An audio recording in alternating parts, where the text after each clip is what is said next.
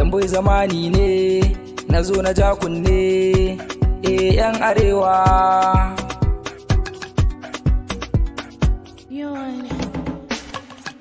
Ai mu ne yan arewa, ana kashe yan arewa, an zalunci arewa, kun yi shiru yan arewa, babu tsaro a arewa, cin hanci a arewa, kullum muna kokawa, mun zama tamkar bayi, an yanka yan arewa, arewa muna karewa,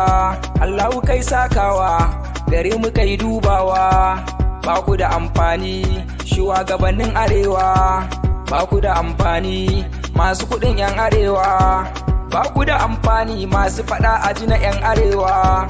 yawa na kashe mu amma kun kyalewa,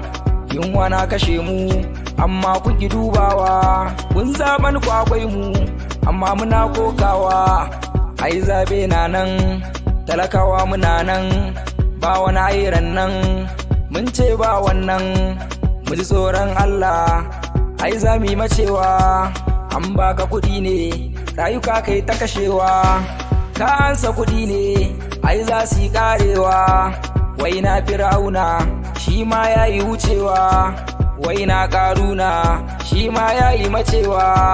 ya ku yan arewa kaunan mu mai yadewa, sai miyo kulawa kar mu bari ai rabewa,